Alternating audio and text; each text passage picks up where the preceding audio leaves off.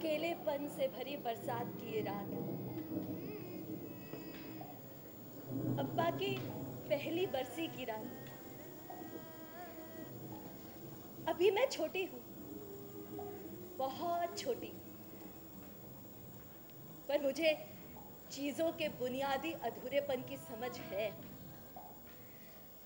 हमें ऐसा लगता है कि हम संसार में होने वाली हर चीज को समझते हैं। अम्मा ने कहा, बस कुछ ही दिनों की बात है, जल्दी ही अच्छे दिन हमारे दरवाजे पर दस्तक देंगे।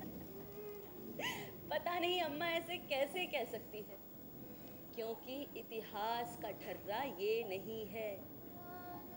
वो उछलता है, कूदता है, पर रेंगता कभी नहीं। आज ऐसा ही एक दिन है। आज पागलपन भरी वो रात है जब इतिहास तीव्र गति से दौड़ेगा। अम्मा, तू अप्पा जी कैसे मिली? हाँ, आता सोलू था। एक नाटक के दौरान मैं पहली बार सीता कर रही थी। मैं अपने अप्पा का इंतजार कर रही थी। मेरे अप्पा आ गए।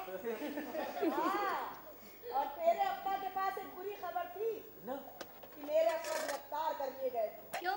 क्या नाना बुरे आदमी थे अम्मा? भूख लगी,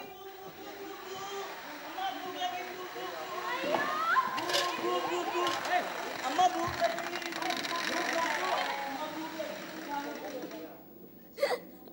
मुझे बाद में सच्चाई का पता चला। पुलिस ने नाना को हिंसा भड़काने और असुर विचारधारा यानी कि सशस्त्र क्रांति का प्रचार करने के जुर्म में हिरासत में लिया था। जब नाना को जेल से ले जाया जा रहा था तो भीड़ ने उन पर हमला कर दिया।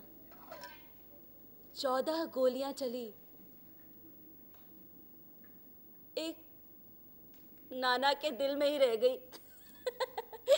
मेडिकल कॉम्प्लिकेशंस की वजह से वो उसे निकाल नहीं पाए। अम्मा मैं ये गोलियां खाऊं? कौन सी गोलियां खाई? निकाल। अम्मा ने वो गोलियां छीन ली और कहा, ये गोलियां मेरी हैं, मेरे मरहूम पति और पिता की आखिरी निशानी।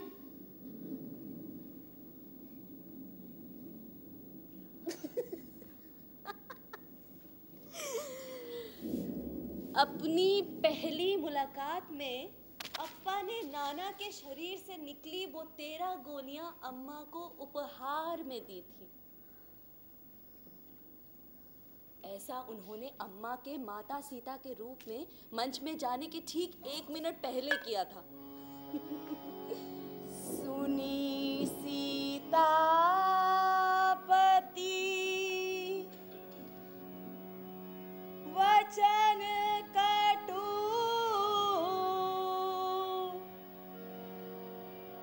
लागी करन विलाप, लज्जित बोली मंद स्वर, पढ़ो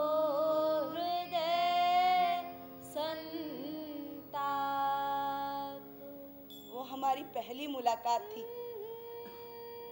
मैं पहली बार सीता कर रही थी और पूरे नाटक के दौरान मैंने इन गोलियों को अपनी मुट्ठी में पकड़े रखा था। अम्मा, हाँ मुझे भूख लगी है। भूख लगी है। सुनो तुम दोनों, आज का दिन बहुत उदास है, पर मैं हूं अभी। आज इस आंधी और बारिश की वजह से हम भगवान राम के मंदिर भी नहीं जाएंगे। अब हम क्या करेंगे अम्मा? अम्मा भूख। हाँ अम्मा, हाँ चलो हमें एक कहानी सुना। हाँ, कहानी सुनाती हूँ। हाँ। रामायण से सुनाती हूँ एक कहानी, जैसे मुझे सुनाती थी मेरी परनानी, नाच गाने के जरिए। तो चलो शुरू करते हैं यही कहानी। जल्दी से बताओ कौन सा अध्याय सुनना है, मेरे बाएं कान में आकर। मैं तैयारी करती हूँ, जल्दी से बताओ। हमें रामायण नहीं सुननी, हमें कुंभकर्ण की कथा सुननी। अम्मा, हमें रामायण नहीं सुननी। क्या? हमें कुंभकर्ण की कथा सुननी है। कुंभकर्ण।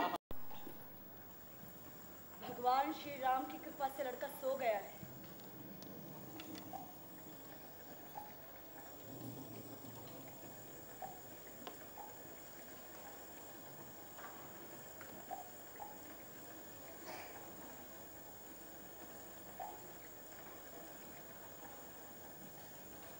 जैसे समय बीत रहा है, ये कहानी सुनना और भी मुश्किल होता जा रहा है। मतलब हम वही देख रहे हैं जो हमारे सामने है, लेकिन इसका परिणाम क्या होगा ये हम नहीं देख रहे। माँ, कुंभकर्ण के प्रति भाई का ये आकर्षण सही नहीं है। देखना, दादा और अप्पा की तरह ये भी असमय मृत्यु को प्राप्त होगा। बकवास मत कर, इसकी मृत्यु पहले ही बता दी गई है। इसके माथे की तरफ देखो, देखो, क्या तुम पढ़ नहीं सकती? तुम्हें समझ में नहीं आता कुछ? जो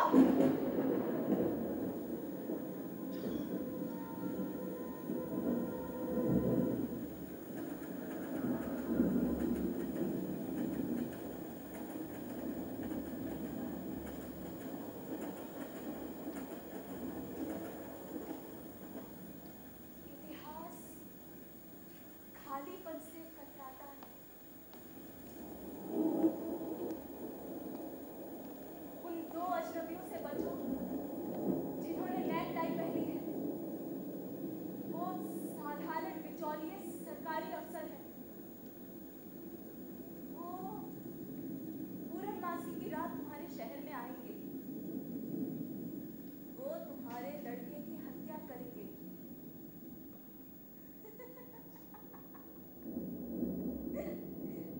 आकस्मिक मृत्यु हमारे परिवार में एक छुआछूत की बीमारी की तरह है। पहले ताता ट्रेन की छत से, फिर अप्पा आग में, और अब मेरा भाई। अम्मा, मुझे संभालो। सिंह साहब, वो देखो।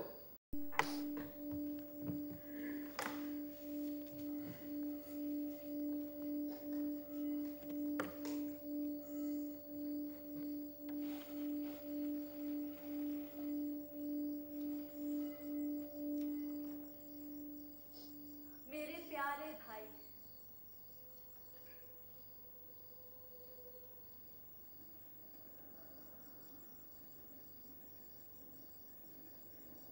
ये मेरा अंतिम पत्र है। मुझे तेरे आखिरी शब्द याद आते हैं। तूने कहा था, याद है अप्पा सरकार के लिए काम क्या करते थे? वो थीबर, मैनुअल सेकरन, अंबेडकर, उनकी मूर्तियों की रक्षा के लिए लोहे के जाल बनाते थे। मैंने कहा हाँ। तूने कहा, कैसा गांडू देश है ये, जहाँ मरे हुए नेताओं की मूर्तियों को कैद करके रखा जाता है। बस फिर तू हमेशा के लिए चला गया। हमारा गांव तबाह हो गया, कुछ नहीं बचा। उन भयानक घटनाओं को बीते अब 1 साल हो चुका है। अब हमारी नहरों में कीटनाशक दवाएं मिला दी गई। पानी का स्वाद अब वैसा तो नहीं है, पर फिर भी हम पीते हैं। बिजली के उपकरण चुरा लिए गए। लोकल स्कूलों पर आज भी हमारा कस्बा घटिया और उजाड़ बना हुआ है। याद होगा हमारे घर का वो इकलौता कमरा, सब टूटा फूटा तितर बितर जंग लगा हुआ। अम्मा का संघर्ष देखकर लगता कि जीवन कितना भयावह है। मेकअप, शोज, लगातार काम, कर्जदार, मैनेजर, रंडीबाजी, बॉक्स ऑफिस। नहीं करती, कहती अब वो सीता नहीं है, शूर्पणखा है। अप्पा होते तो खुश होते नहीं? अम्मा का लीवर खराब हो रहा है। कभी फोड़े निकल आते हैं, कभी आंखें सूज जाती हैं, कभी बाल झड़ने लगते हैं। पर बावजूद इसके अम्मा को ये रोल करने में मजा आ रहा है।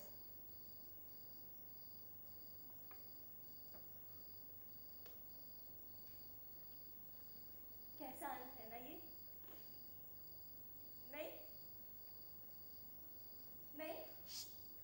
हाल ही पिछले हफ्ते पुलिस ने मुझसे पूछताछ की, बहुत गाली गलौज की। उन्होंने मेरे कूल्हे और छाती को छूने की कोशिश की। जब मैं जाने लगी तो मुझे भभूति दी। उन्होंने कहा, ये भभूति मुझे पवित्र कर देगी। बस